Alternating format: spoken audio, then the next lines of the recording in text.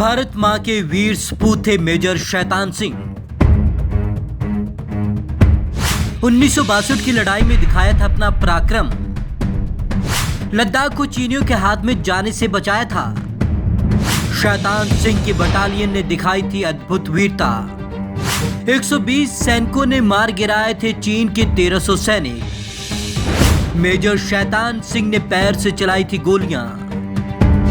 बर्फ में दबा मिला था शैतान सिंह और उसके वीरों को शव। परमवीर चक्र से सम्मानित किए गए थे मेजर शैतान सिंह।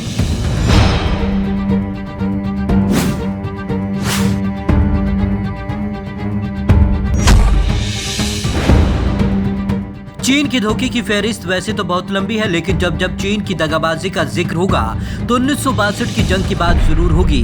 उस युद्ध में देश को बहुत नुकसान हुआ था, हमें अपना बड़ा हिस्सा गंवाना पड़ा था, लेकिन वो लड़ाई आज भी भारतीय सैनिकों के अदम्य साहस, पराक्रम और बलिदान के लिए याद की जाती है। साजो सामान और हथियारों की कमी के बाद भी जिस तरीके से उन्होंने चीनी सैनिकों का मुकाबला किया था, वो इतिहास के पन्नों में दर्ज हो चुका है। उस लड़ाई में हमारे हजारों जवान शहीद हो गए थे, लेकिन शहीद होने से पहले उन्होंने चीनियों के दांत खट्टे कर दिए थे। मां भारती का एक ऐसा ही सपूत उस जंग में शहीद हुआ था, जिसका नाम था मेजर शैतान सिंह। मेजर शैतान सिंह के नाम से कांपती है चीनी सेना। मेजर शैतान सिंह भारत माता के वो वीर सपूत थे जिनके नाम से चीनी सैनिक आज भी थर्राते हैं, कांपते हैं, जिनका नाम सुनकर ही उनके रोंगटे खड़े हो जाते हैं। आज जिस लद्दाख में चीन ने धोखे से भारतीय सेना पर हमला किया, उसी लद्दाख को मेजर शैतान सिंह ने चीनी सैनिकों के हाथ जाने से बचाया था, वो भी बेहद कम सैनिक और हथियारों के साथ। कौन थे मेजर शैतान सिंह? मेजर शैतान सिंह का पूरा नाम मेजर शैतान सिंह भाटी था। उनका जन्म 1 दिसंबर 1924 को राजस्थान के जोधपुर में हुआ था। उनका संबंध सैन्य परिवार से था। उनके पिता आर्मी अफसर लेफ्टिनेंट कर्नल हेम सिंह भाटी थे। उनको 1 अगस्त 1949 को कुमाऊं रेजिमेंट में कमीशन मिला था। 1962 के भारत चीन युद्ध में उनको अपना पराक्रम दिखाने का मौका मिला। 18 नवंबर की वो सुबह, 18 नवंबर की सर्द सुबह को भला कौन भूल सकता है। ये वो तारीख थी जिस दिन लद्दाख के चुशुल सेक्टर में रेंज गला में भीषण लड़ाई हुई थी और जब भारतीय सैनिकों ने चीनी सैनिकों को लोहे के चने चबाने पर मजबूर कर दिया था। क्या हुआ था 18 नवंबर को? 17,000 फीट की ऊंचाई पर कलेजों को जमाकर रख देने वाली ठंड में सुबह होने से पहले कुछ हलचल हुई। वहां का शांत माहौल गोलीबारी से गूंज उठा। बड़ी मात्रा में गोला बारूद और तोप के साथ चीन की पीपुल्स लिबरेशन आर्मी के हजारों जवानों ने हमला बोल दिया था। मेजर शैतान सिंह की अगुवाई वाली 13 कमाओं की एक टुकड़ी चुशुल घाटी की हिफाजत के लिए तैनात थी। भारतीय सैन्य टुकड़ी में केवल 120 जवान थे, जबकि दूसरी तरफ दुश्मन की विशाल फौज थी। भारतीय सैनिकों के पास थी केवल 400 गोलियां। दुश्मन के पास गोला बारूद का भंडार था, तोपों का जखीरा था और भारतीय सैनिकों के पास केवल 400 गोलियां थी, जबकि पूरी कंपनी के पास केवल 1000 हथगोले थे। हथियारों की कौन कहे, सैनिकों के पास भीषण ठंड से बचने के लिए कपड़े तक नहीं थे। सैनिकों को पतले कपड़ों में माइनस के टेम्परेचर में विशाल चीनी फौज का सामना करना था, लेकिन शैतान सिंह और उनकी टीम इससे बिल्कुल भी नहीं घबराई। चीन की ओर से गोलाबारी शुरू होते ही शैतान सिंह ने अपने साथियों को मुंहतोड़ जवाब देने के आदेश दिया। अफसरों ने दिया था चौकी छोड़ने का आदेश।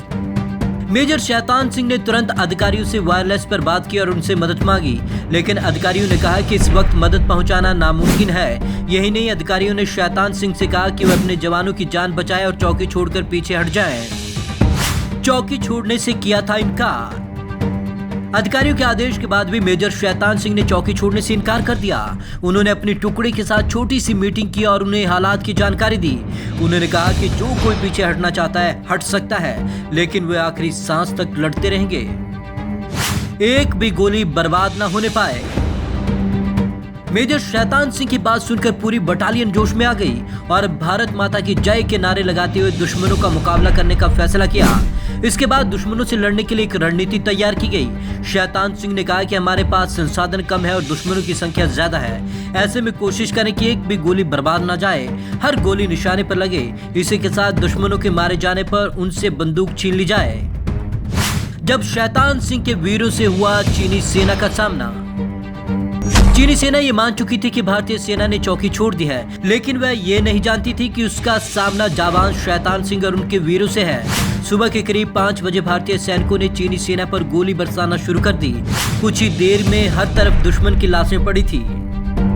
चीनियों ने दोबारा किया हमला। कुछ देर तक शांत रहने के बाद चीनियों ने रिजांग ला पर मोटार और रॉकेट से बंकरों पर गोलाबारी शुरू कर दी, जबकि भारतीय सैनिकों के पास गोलियां लगभग खत्म हो चुकी थी। भारतीय सैनिकों को केवल अपने जोश का सहारा था। इसी जोश के सहारे उन्होंने चीनियों से लड़ना शुरू कर दिया। जब भारतीय सैनिकों ने हाथों से लड़ना शुरू किया, कुछ देर में भारतीय सैनिकों की सारी गोलियां खत्म हो गई, लेकिन उनकी हिम्मत खत्म नहीं हुई। उन्होंने हार नहीं मानी और उन्होंने हाथों से ही चीनी सैनिकों का मुकाबला करना शुरू कर दिया। शैतान सिंह को लग चुकी थी गोलियां। इस बीच मेजर शैतान सिंह के हाथ में गोली भी लग चुकी थी। उन्हें कई गोलियां लग चुकी थी। ज्यादा खून बह जाने पर उनके 2 साथी जब उन्हें उठाकर ले जा रहे थे, तभी चीनी सैनिकों ने उन पर मशीन गन से हमला कर दिया। मेजर को लगा कि उन सैनिकों की जान भी खतरे में है, इसलिए उन दोनों को पीछे जाने का आदेश दिया, मगर उन सैनिकों ने उन्हें एक पत्थर के पीछे छिपा दिया। जब शैतान सिंह ने पैरों से चलाई गोलियां, शैतान सिंह के हाथ बुरी तरीके से जख्मी हो चुका था, लेकिन घायल होने के बाद भी शैतान सिंह ने दुश्मनों से मुकाबला करने का फैसला किया। उन्होंने सैनिकों से एक मशीन गन लाने को कहा। सैनिक जब मशीन गन लेकर आए तो उन्होंने सैनिकों से मशीन गन के ट्रिगर को रस्सी से उनके एक पैर से बांध देने के लिए कहा। सैनिकों ने ऐसा ही किया। सैनिकों के जाते ही उन्होंने अपने एक पैर से फायरिंग शुरू कर दी।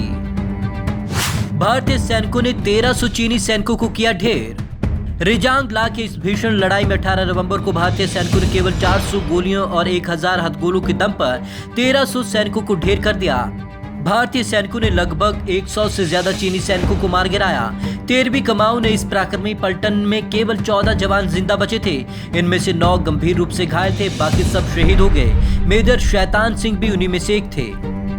3 महीने बाद बर्फ में दबा मिला था शव। लड़ाई खत्म हुए 3 महीने हो चुके थे, लेकिन शैतान सिंह के शव के बारे में कोई जानकारी नहीं मिली थी।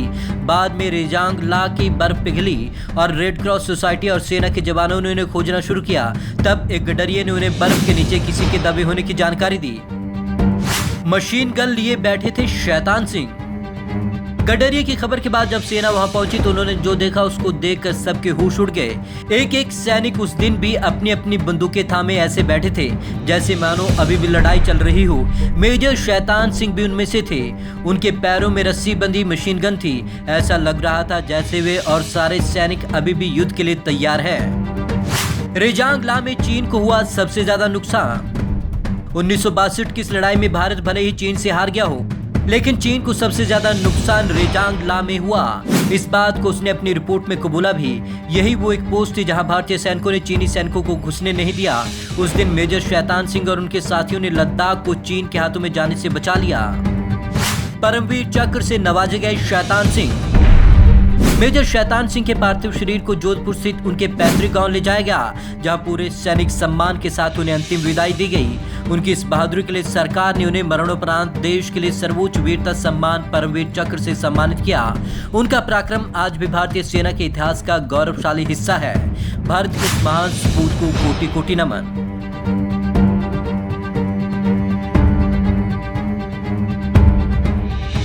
Bureau report, Punjab Kesari TV, Chandigarh.